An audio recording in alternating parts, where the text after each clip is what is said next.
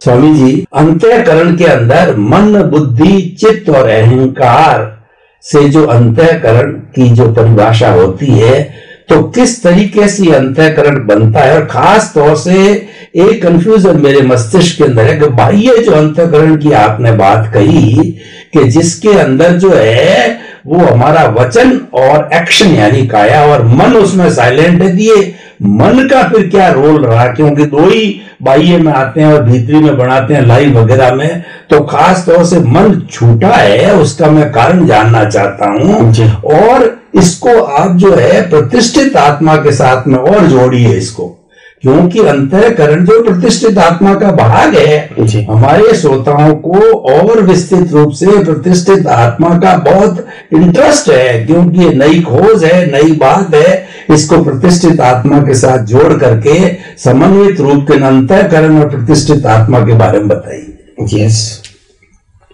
जय सच्चिदानंद। सबसे बड़ी बात यह है कि हमने अगले एपिसोड के अंदर ज्ञान और दर्शन के बारे में विस्तार से बताया था कि मिथ्या ज्ञान, मिथ्या दर्शन क्या है, जो अज्ञान का हिस्सा है। मिथ्या ज्ञान का मतलब होता है आत्मा को ही नहीं मानना, नहीं समझना, आत्मा की ही क्वालिटी को नहीं समझना, स्वीकारना, इसको मिथ्या ज्ञान कहते हैं। और मिथ्या दर्शन का मतलब होता है कि हम इस दुनिया के सनातन सत्य को कुदरत और कुदरती कानून और कुदरती रचना के रूप में नहीं मानना और रिलेटिव सत्य को ही सनातन सत्य मानना, ये मिथ्या दर्शन है। मगर जो तीसरा था मोहनीय कर्म, यह भी अज्ञान का ही एक भाग है। मोहनीय कर्म शब्द क्यों आया? जब आत्मा में ही आनंद सुख है तो मोहनीय कर्म के रूप में क्यों आया? तो कहने का मतलब यह है, जहां तक प्रतिष्ठित आत्मा के पास अज्ञान है, 5 इंद्रियों का ज्ञान है, 5 इंद्रियों के माध्यम से जो दिखता है उसका ज्ञान है, वहां तक ये प्रतिष्ठित आत्मा 5 इंद्रियों के माध्यम से बाहर ही सुख ढूंढने का प्रयास करती रहेंगी कई अवतारों से।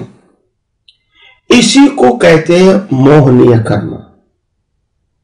यानी आत्मा के अलावा दुनिया की कोई भी चीज में सुख है ऐसा मानना, ऐसे प्राप्त करने का प्रयास करना, ऐसी भावना करना, और जब उनका फल आता है तो अनुभव करना कि उसमें से सुख मिला, ये सब मोहनीय कर्म का हिस्सा है। और ये मोहनीय कर्म अज्ञानता का हिस्सा है। कुदरत का कानून बिल्कुल साफ है, ये दुनिया के अंदर सुख और दुख जैसी कोई चीज है ही नहीं, मैंने रखी भी नहीं है। लोग मानते हैं वो अपने मन से, बुद्धि से, अहंकार से, अपनी सोच से, समझ से मानते हैं। वास्तव में इस दुनिया में सुख दुख जैसी कोई चीज नहीं है, मैंने रखी भी नहीं है। तो फिर प्रश्न होता है आम आदमी को, तो फिर सुख दुख की अनुभूति क्यों होती है? तो ज्ञानी पुरुष कहते हैं ये तो आपकी मान्यता है। कुदरत तो कहते हैं भाई मैंने तो एग्जाम का रिजल्ट दिया, अभी रिजल्ट को आप सुख मानो दुख मानो, दैट इज योर सब्जेक्ट। सुख दुख मेरा सब्जेक्ट नहीं है। अगर कोई व्यक्ति ने स्कूल और कॉलेज के अंदर 100 मार्क्स में से सिर्फ 25 मार्क का ही सही उत्तर देखा है और 75 का सही उत्तर नहीं लिखा है, और दूसरी व्यक्ति ने 100 में से 50 मार्क का सही उत्तर लिखा है, और तीसरी व्यक्ति ने 100 में से 75 मार्क का सही उत्तर लिखा है, तो टीचर क्या करेंगे? 25 वाले को 25 देंगे, 50 वाले को 50 देंगे और 75 वाले को 75 देंगे। तो टीचर ने रिजल्ट दिया या आपको पास फेल किया? Think about.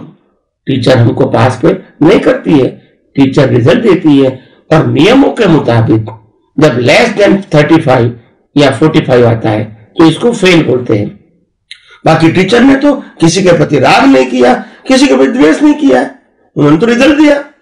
ऐसे कुदरत क्या करती है, भाई तुम कर्म करते हो राग द्वेष से, अज्ञानता से, मैं उनका रिजल्ट देता हूं। अभी आप इसको सुख मानो दुख मानो, वो तो आपकी मान्यता है। मैंने कभी किसी को सुख दुख नहीं दिया है, मैंने तो कर्मों का फल दिया है। मगर सब लोग अपनी मान्यता से उसको मानते हैं कि ये सुख है या दुख है। जब एक मंदिर के बाहर एक गरीब बैठा है और मैं उनको 5 रुपया दान में देता हूं तो उनके लिए सुख है।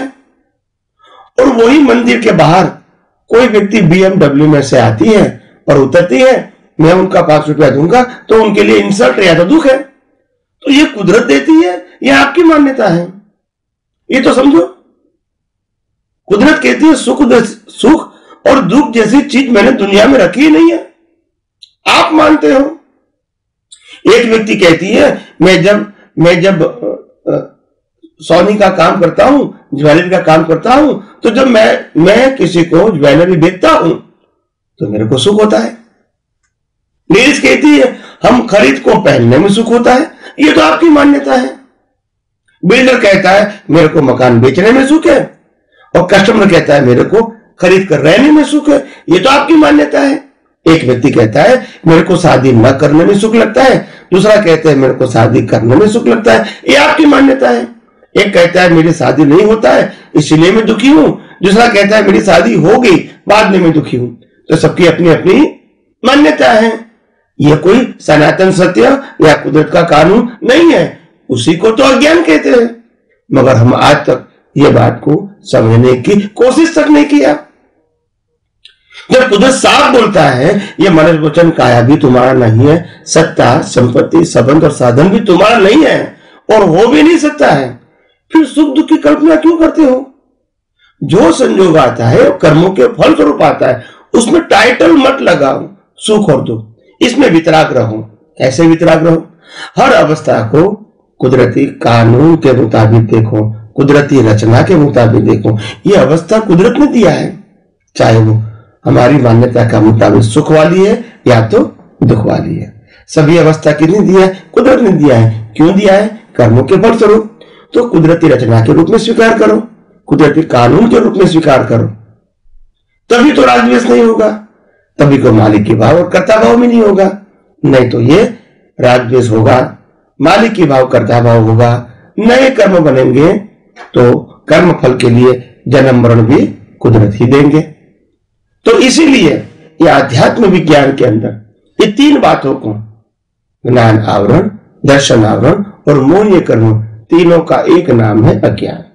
और वो अज्ञान के आधार से हम आत्मा की अनंत शक्ति और आत्मा के अस्तित्व को हम अनुभव नहीं कर सकते, उसका नाम है अंतराय कर्म। ये 4 कर्म को जैन परिभाषा में घाती कर्म बोलते हैं, जो आत्मा की अनंत शक्ति को घात करता है, आत्मा के अस्तित्व को घात करता है। और ये अगर 4 कर्म खत्म हो गए,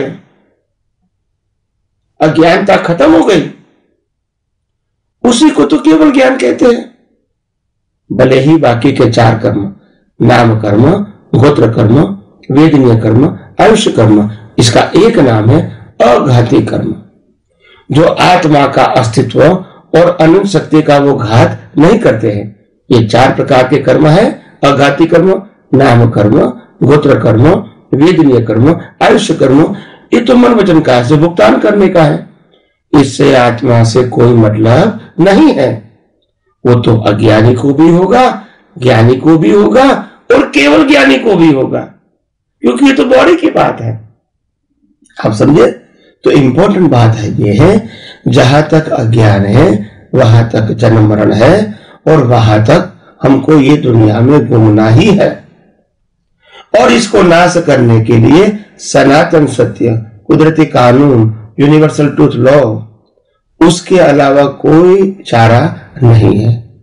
तो इसीलिए मैंने कहा ये बात समझना हमारे लिए बहुत जरूरी है कि आखिर ये जो मिथ्या ज्ञान, मिथ्या दर्शन, मोहनी कर्म है, जिसके आधार से अज्ञान है, इसको हम कैसे नाश कर सके, ये जानना हमारे लिए बहुत जरूरी है। दूसरा कनेक्टेड क्वेश्चन था मन, बुद्धि, चित्त और अहंकार का। ये क्या है? मैंने अगले एपिसोड में बताया, मन, बुद्धि, चित्त, अहंकार is a processing factory of a new cause. तो आप इसको एक नाम बताओगे तो इसको अंतःकरण भी बोलेंगे, और दूसरा एक नाम बताओगे तो उसको मन भी बोलेंगे। मन के ही 4 फेसिस है, मन, बुद्धि, चित्त, अहंकार, वो मन का ही चार फेसिस है, चार चीज नहीं है, चार प्रकार का रोल है। वही मन विचार करता है, वही मन बुद्धि के उपयोग करता है, लाभ है नुकसान, वही मन के अंदर चित्त है जो ज्ञान दर्शन के रूप में आता है, और वही मन के अंदर अहंकार है। ये चारों फेसिस है मन का। और इसीलिए हमारे धर्म ग्रंथों में लगाया है मन ही बंधन और मुक्ति का कारण है। मन ही बंधन और मुक्ति का कारण भी मन ही है। अगर मन के अंदर सही दृष्टि होगी, वो ही अज्ञान को नाश करेंगे, उनका भी अस्तित्व लाइव खत्म हो जाएगा। तो फिर मन नहीं होगा तो फिर नए कर्म कैसे बनेंगे? और जो पुराने कर्म है वो तो कुदरत संचालित करती है। जब नए कर्म नहीं बनेंगे, पुराने कर्म कुदरत खत्म कर देगी, तो आत्मा कहां जाएगा? मोक्ष में जाएगा, क्योंकि नए कर्म तो बने नहीं है। यही तो मुक्ति का मार्ग है। उसमें न त्याग है, न ग्रहण है, न कुछ पाना है, न कुछ खोना है, न मेरा है न तेरा है, न क्रिया मेरी है न तेरी है। ये सब कुछ बातें हमने अभी तक रैंडम जानी थी। तो अभी जो मैंने कहा 2 प्रकार का अंतस्करण है, उसमें से 4 जो डिस्चार्ज बताया, तो जो 4 मन बुद्धि चित्त अहंकार है उसमें प्रोसेस होती है। वो प्रोसेस से स्पीच और एक्शन का बीज होता है। नेक्स्ट बर्थ में जो प्रोसेस हुई वो अंतस्करण या डिस्चार्ज हो गया, एज इट इज रेडीमेड। जो भी आपके मन में होगा वही स्पीच और एक्शन के संजोग कुदरत देगी। तो ये ऑटो मोड एंड मैकेनिकल रहेगा, और इसीलिए उसको ज्यादा जानने की जरूरत नहीं है। मगर दुनिया के लोग बाह्य अवस्थाओं को भी जानने में इतने डीप हो गए ताकि उनका जो रूट है वो न जान सके और नहीं उसमें अंतिम सत्य तक वो जा सके। तो आइए हम सब यही आध्यात्म विज्ञान को और गौर से और डीप से और यथार्थता से समझने की कोशिश करें और अपनी दृष्टि को धन्य बनाए, परिपक्व बनाए।